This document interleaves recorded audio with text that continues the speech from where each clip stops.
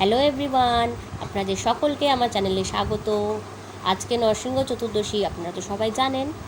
আমিও একটুখানি এটা পালন করার চেষ্টা করেছি, ব্রতটা নিজের মতন করে যতটুকু পারি আর কি। তা তার জন্য আমি পুজো সেরে নিয়েছি, নিয়ে এবারে একটু ফল কেটে নিচ্ছি খাওয়ার জন্য। বেশি কিছু করছি না, একদম সামান্য আয়োজন।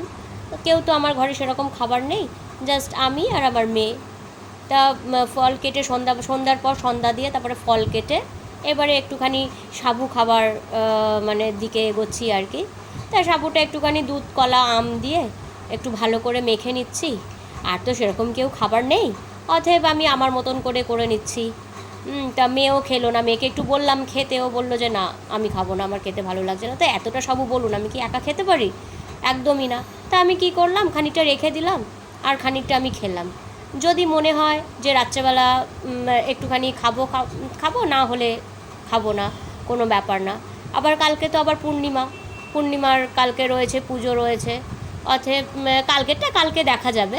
একটু জল দিয়ে গলাটা ভিজিয়ে নিচ্ছি। আসলে সারাদিন কিছু খাইনি তো, জল টল, ওই জন্য বুঝতেই পারছেন যে ভেতরে কীরকম হচ্ছিলো। তাও একটু আজকাল ওয়েদারটা একটু চেঞ্জ ছিল বলে একটু বাঁচোয়া, মানে কিছুই না, শুধু গলাটা একটু বেশি টানছিল এই আর কি।